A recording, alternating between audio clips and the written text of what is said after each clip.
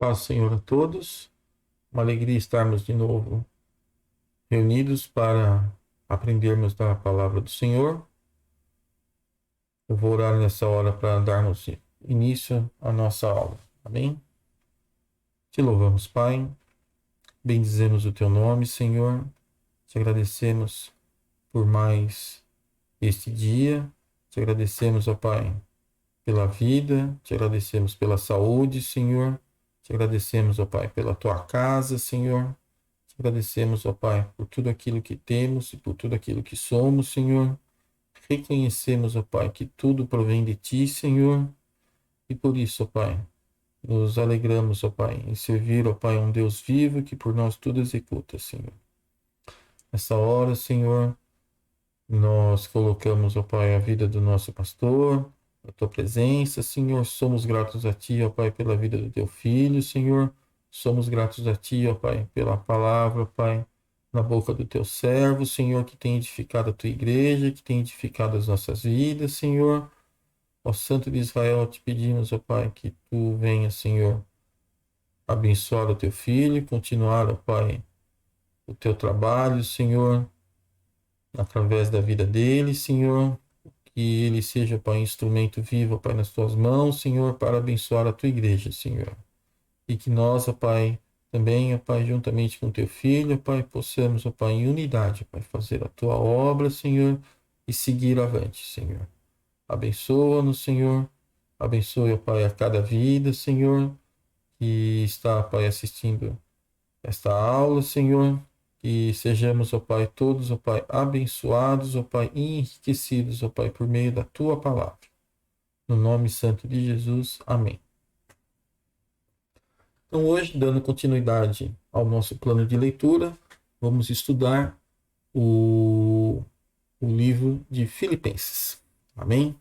O tema da nossa aula é: o Senhor é a fonte da nossa alegria.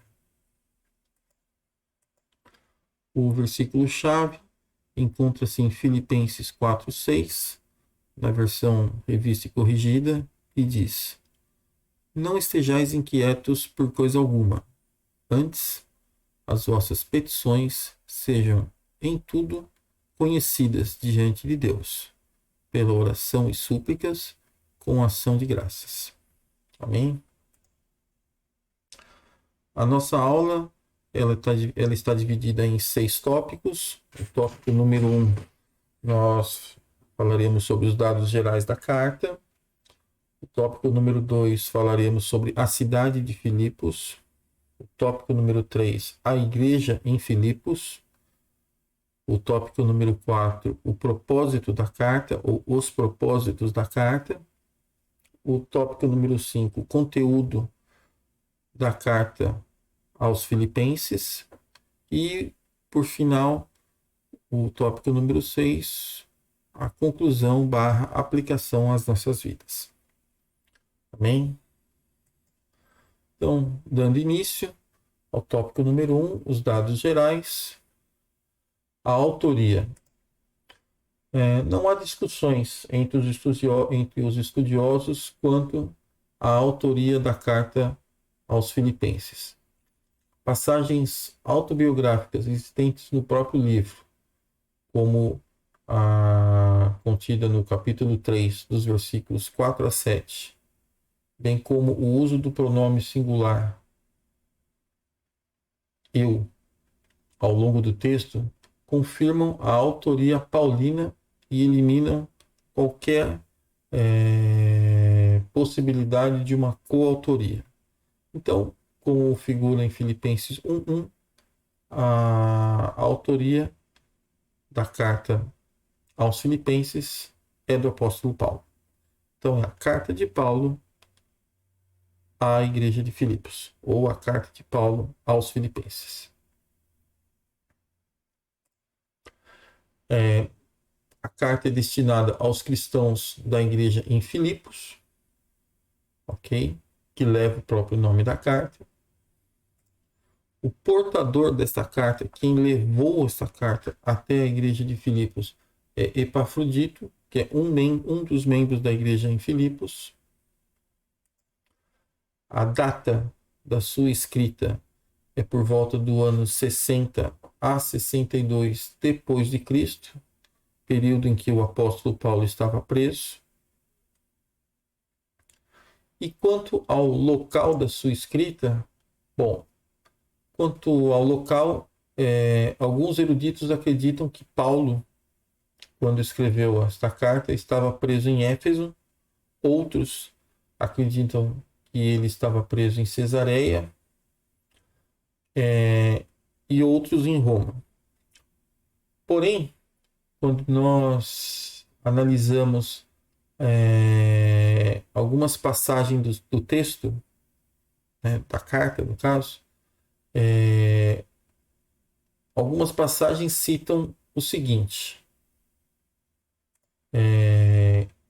citam a guarda pretoriana, lá em Filipenses 1,13, citam a esperança pela liberdade, em Filipenses 1,19, citam a possibilidade da pena de morte, em Filipenses 1, de 20 a 23, e no final do livro ele cita a casa de César.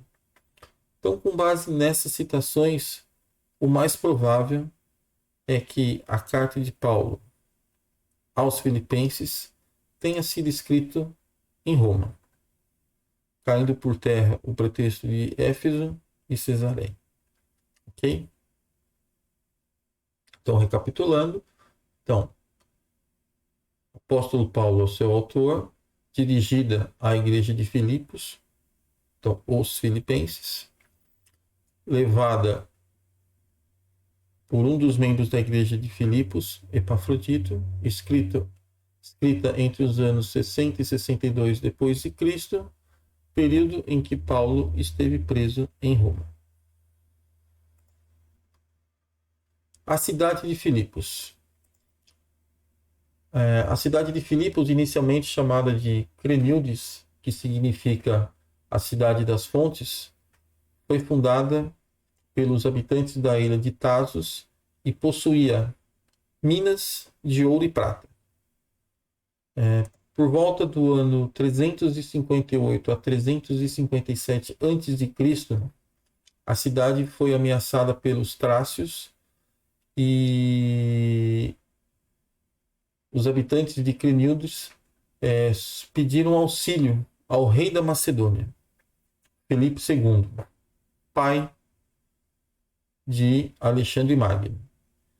E Filipe II veio em ajuda e eliminou toda essa ameaça, porém, em troca, mudou o nome da cidade de Vila de Crenildes para Filipos, em homenagem ao seu pai, Filipe I. Então, Filipos significa pertence a Filipe, uma homenagem a Filipe I. Por volta do ano 168 a 167 a.C., Filipos foi conquistada pelo general romano Aemilius Paulus. E neste momento, Filipos se tornou a capital da província romana na Macedônia. Filipos estava localizado ao lado da estrada que ligava Roma à Ásia, chamada também como Via Ignácia. Filipos ficava aproximadamente 15 quilômetros do porto de Neápolis. Então, Filipos ela era uma cidade portuária e ficava a 1.100 quilômetros de distância de Roma. A Via Ignácia era considerada a estrada que ligava a Ásia à Europa. E Filipos era considerada a porta de entrada de quem vinha da Ásia para a Europa. Filipos era uma cidade militar devido à sua posição e à sua riqueza, né? Devido à sua posição estratégica, né? Dentro da próxima Via Ignácia e sendo esse portão de entrada entre a Ásia e a Europa, e devido às suas riquezas, às suas minas de ouro e prata.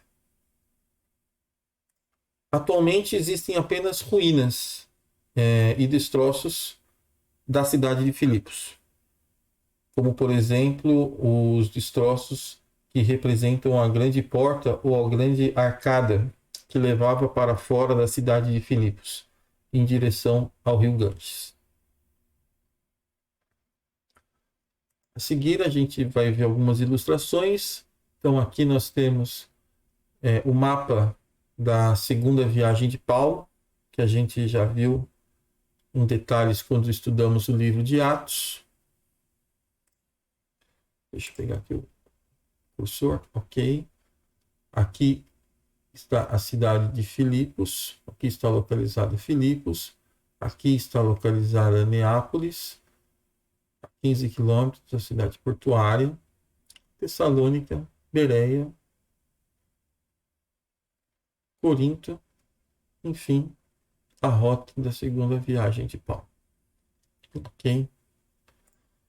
No próximo slide, aqui a gente tem o traçado da via Ignácia, partindo da Ásia para a Europa. Aqui encontra-se a cidade de Filipos, 1.100 quilômetros até Roma. E no próximo slide, a gente tem algumas fotos atuais das ruínas da cidade de Filipos. Aqui o portal ou a arcada da cidade, algumas edificações ou que restaram delas e a arena da cidade.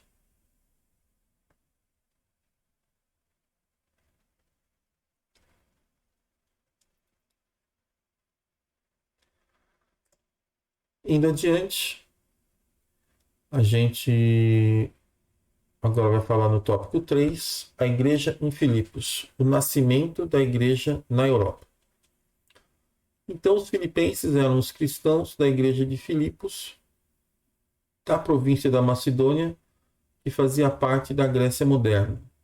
Esse texto a gente encontra lá em Atos 16, 2. Atos 16, 12. E dali para Filipos, que é a primeira cidade desta parte da Macedônia, e é uma colônia, e estivemos alguns dias nesta cidade. A igreja em Filipos foi a primeira igreja fundada na Europa. Daí a importância de Filipos, ou dos filipenses.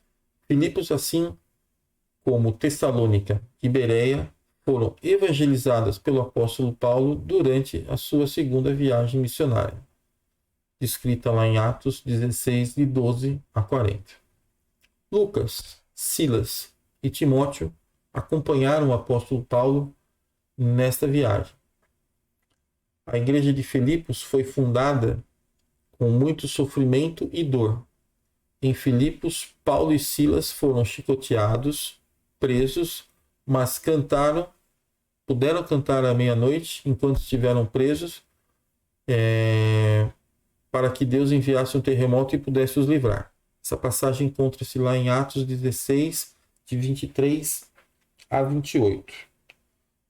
E havendo-lhes dado muitos açoites, os lançaram da prisão, mandando o carcereiro que os guardasse com segurança, o qual, tendo recebido tal ordem, os lançou no cárcere interior e lhes segurou os pés no tronco. Perto da meia-noite, Paulo e Silas oravam e cantavam hinos a Deus, e os outros presos os escutavam. E, de repente, sobreveio um tão grande terremoto que os alicerces do cárcere se moveram, e logo se abriram todas as portas e foram soltas as prisões de todos. Amém?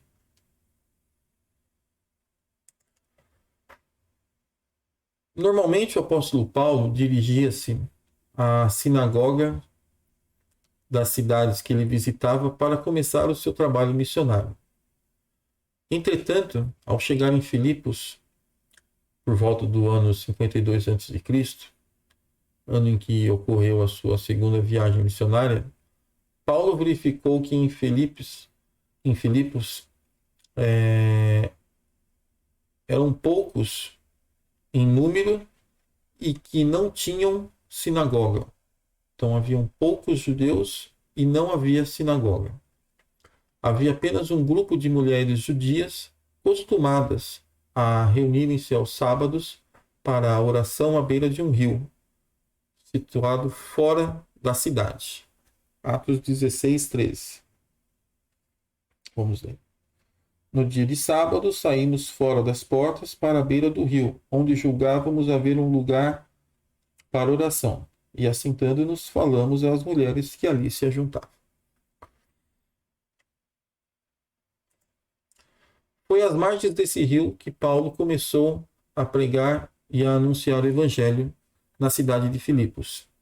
E ali ele batizou a primeira pessoa convertida ao evangelho em Filipos, cujo nome era Lídia, negociante e prosélita do judaísmo, e converteu-se Lídia e toda a sua família. E depois Paulo batizou o carcereiro e toda a sua família também. Aí dá-se início à igreja de Filipos. A igreja em Filipos, devido à sua localização, foi o berço do cristianismo europeu. Entretanto, o evangelho não avançaria com facilidade, mas sim com grande oposição e lutas. Como podemos ler no próprio livro de Filipenses. Em Filipenses 1, 28, onde relata perseguições por causa da causa de Cristo. No capítulo 3, de 2 a 3 e 17 a 18, ataques de falsos mestres, tentando corromper, tentando dividir a igreja. E em Filipenses 4, a respeito de rixas internas e desentendimento, no caso entre duas mulheres.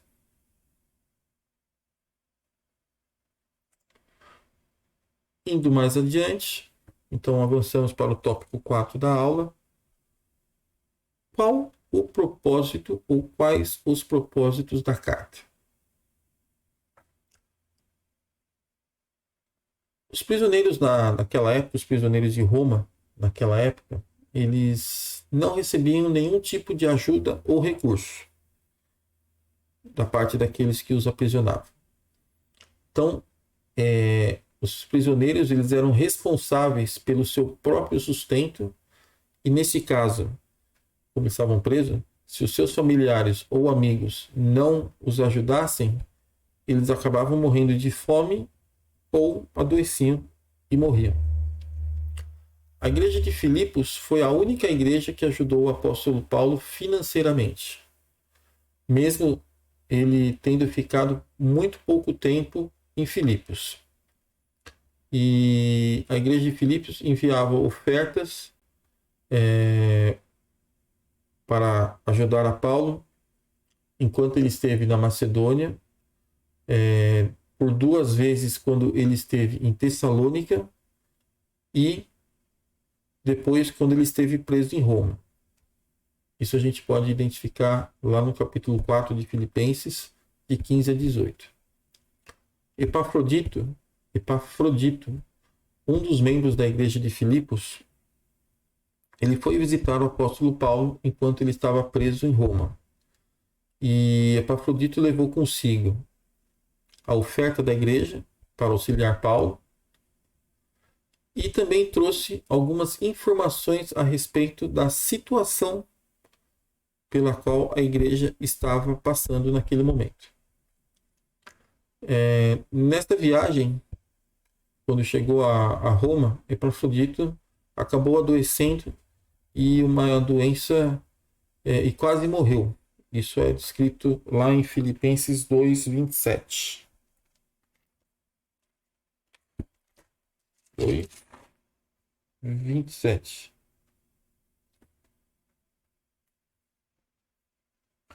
E de fato esteve doente e quase à morte.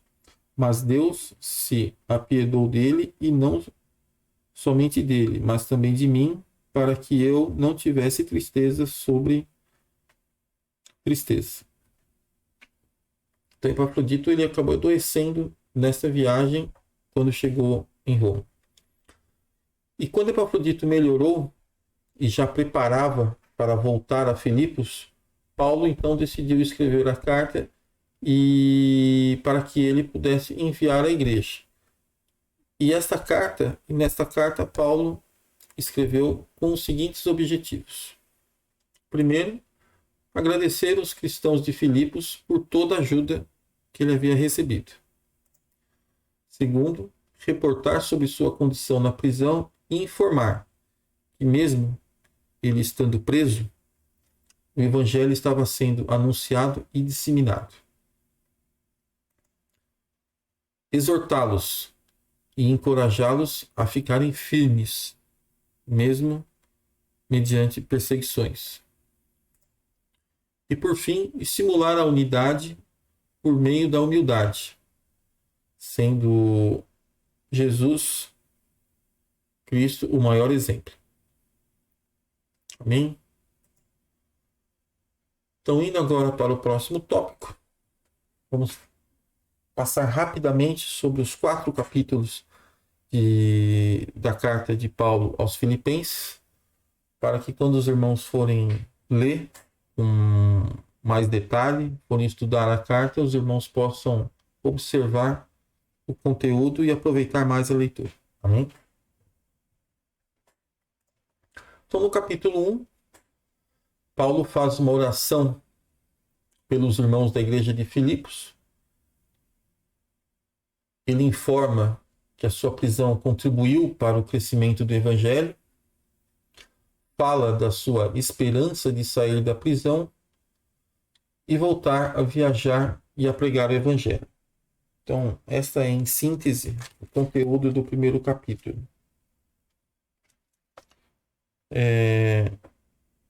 E nesse capítulo eu gostaria de ressaltar o versículo 6, que é um versículo bastante conhecido, que tendo por certo isto mesmo, que aquele que em vós começou a boa obra, a aperfeiçoará até o dia de Jesus Cristo.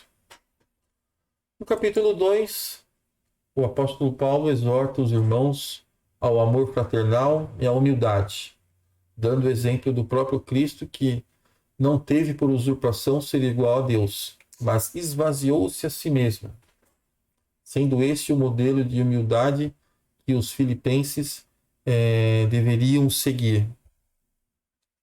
Então, quando nós formos no capítulo 2, se a gente pegar o texto, capítulo 2, a partir do versículo 5, de sorte que haja em vós o mesmo sentimento que houve também em Cristo Jesus, que sendo em forma de Deus, não teve por usurpação ser igual a Deus, mas aniquilou-se a si mesmo, tornando a forma de servo, fazendo-se semelhante aos homens.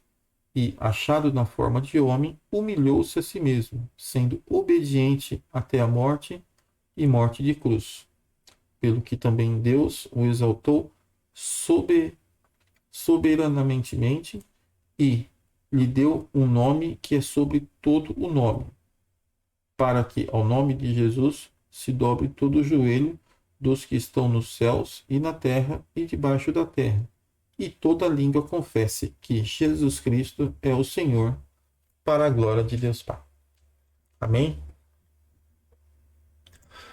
No capítulo 3, Paulo agora alerta sobre os judaizantes, aqueles que pregavam que a salvação dependia de seguir o judaísmo.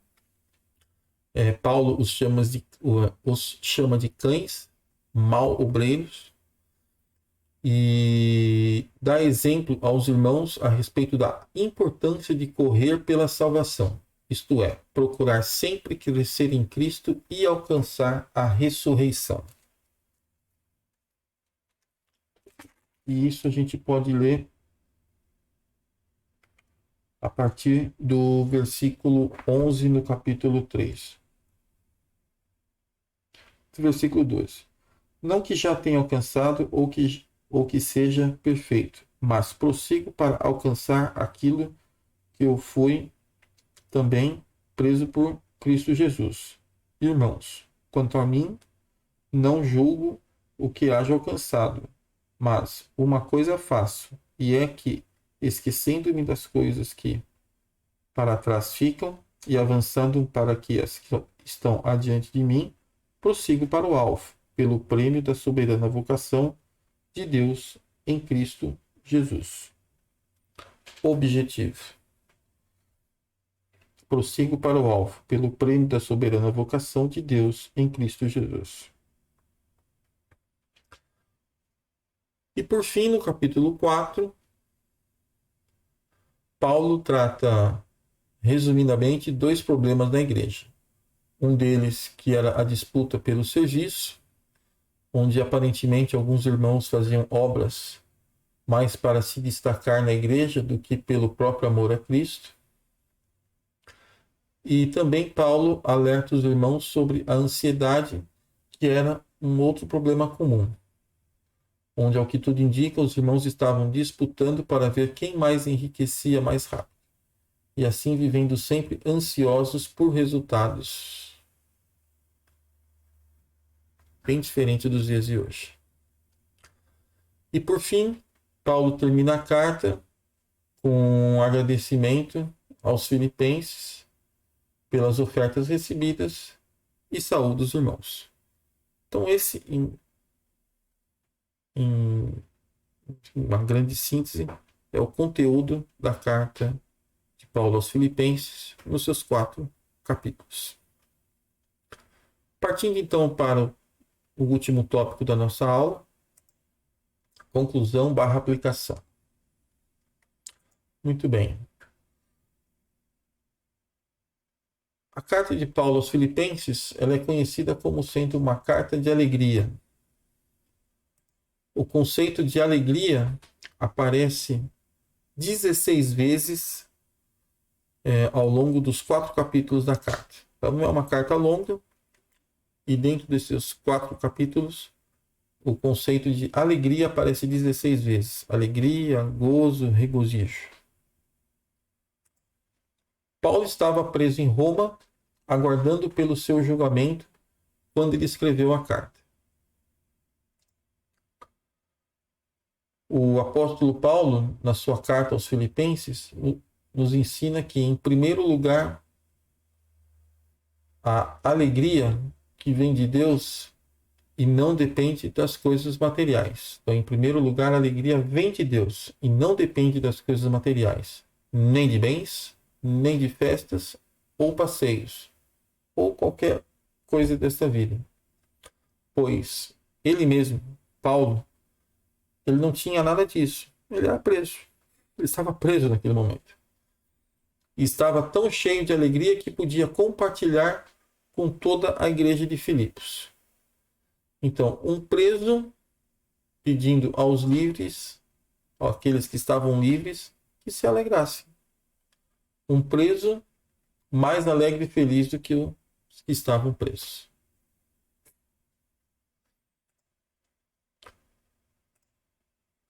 Paulo, então, na carta aos Filipenses, ele nos encoraja a ter o mesmo modo de pensar, o mesmo amor, um só espírito e uma só atitude, e a repudiar a vaidade e o egoísmo, mas humildemente considerar os outros superiores a nós mesmos, prestando atenção aos interesses dos outros e cuidando uns dos outros.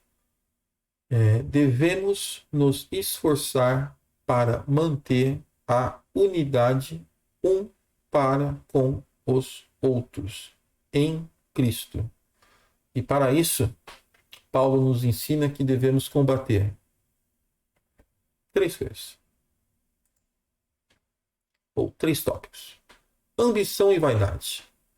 Não façais por contenda ou por vanglória, mas por humildade. Cada um considere os outros superiores a si mesmo. Filipenses 2, versículo 3. O egoísmo. Não atente cada um para o que é propriamente seu, mas cada qual também para o que é dos outros. Filipenses 2, versículo 4. E devemos combater queixas e discussões. Não atente, completai o meu gozo, para que sintais o mesmo, tendo o mesmo amor, o mesmo ânimo, sentindo a mesma coisa. Filipenses 2:2. Fazei todas as coisas sem murmurações nem contendas. Filipenses 2:14.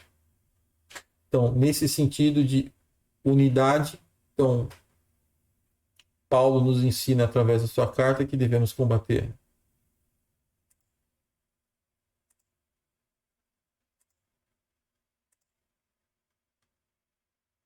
a ambição e vaidade, o egoísmo e as queixas e discussões.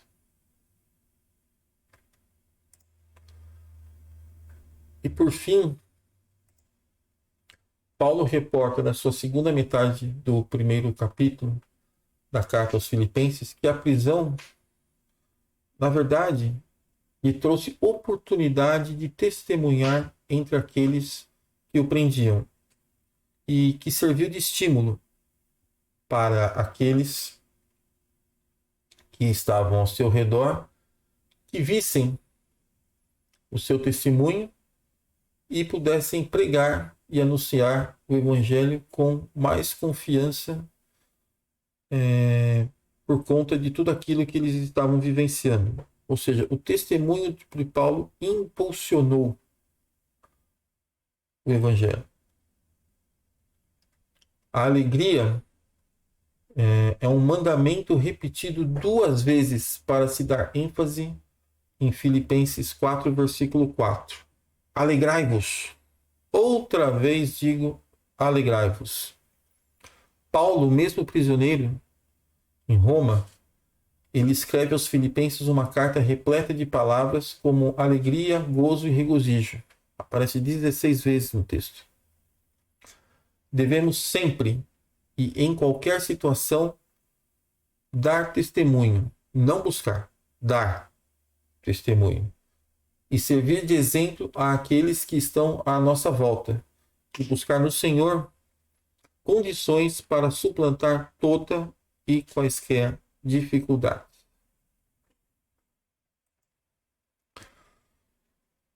E nesse sentido, Paulo nos diz o seguinte: não digo isto como por necessidade, porque já aprendi a contentar-me com o que tenho. Sei estar abatido e sei também ter abundância. Em toda a maneira e em todas as coisas estou instruído, tanto a ter fartura como a ter fome, tanto a ter abundância como a padecer necessidade. Posso todas as coisas naquele que me fortalece. Filipenses 4, de 11 a 13. Como cristãos, podemos nos alegrar e experimentar da paz de Deus quando lançamos todos os nossos cuidados sobre Ele. A alegria, se nós formos em Gálatas 5:22, lá diz que a alegria, o gozo, é um dos frutos do Espírito Santo. E a fonte da alegria do cristão deve estar em Cristo. Portanto, meus irmãos, pegando o último ensinamento de Paulo em Filipenses, não estejais inquietos por coisa alguma. Não estejais ansiosos por coisa alguma. Antes, as vossas petições sejam em tudo conhecidas diante de Deus pela oração e súplicas e com ação de graça. Amém? Então esses são os grandes ensinamentos que a carta de Paulo aos Filipenses nos traz, uma carta escrita há quase 2000 anos atrás, que mesmo nos dias de hoje ela é muito atual, nos traz grandes ensinamentos para as nossas vidas, nos traz lições que são perfeitamente e plenamente aplicáveis às nossas vidas nos dias de hoje, e que nós possamos verdadeiramente buscar a unidade e verdadeiramente depositar em Deus todas as nossas ansiedades e tudo aquilo que nós buscamos para as nossas vidas, pois Ele é fiel para completar a boa obra que começou em nós. Amém? Vamos orar então para encerrar. Te louvamos, Pai, bendizemos o Teu nome, te agradecemos, Senhor, por todo o ensinamento, ó Pai, por tudo aquilo, ó Pai, que a Tua palavra nos traz a nós, Senhor. Te agradecemos, ó Pai, porque a Tua palavra ela é viva, a Tua palavra não é um texto que está preso ao passado, mas a Tua palavra se renova a cada dia, Senhor. A Tua palavra, as nossas vidas, nos traz, ó Pai, ensinamento, Senhor. Basta nós, Senhor, verdadeiramente, ó Pai, buscar, ó Pai, nela as respostas que precisamos para que tenhamos, ó Pai, uma vida abençoada diante de Ti, Senhor. Que cada vida, ó Pai, no dia de hoje, ó Pai, possa ter, ó Pai, aprendido essa lição, Senhor. Que cada um, ó Pai, possa verdadeiramente debruçar, ó Pai, na Tua palavra e que sejamos, ó Pai, todos, por meio dela, abençoados. Te louvamos por tudo, te louvamos mais uma vez pela Tua igreja, te louvamos mais uma vez pela vida do nosso pastor, te louvamos, ó Pai, mais uma vez por todos os trabalhos da Tua casa, Senhor, e pedimos, ó Pai, que Tu continues, ó Pai, à frente de tudo e que sejamos unidos em Cristo para a realização da Tua obra. Abençoe a todos nós, no nome santo de Jesus. Amém. A paz do Senhor a todos. Tenham todos um ótimo domingo e que sejamos grandemente abençoados no nome de Jesus. Amém.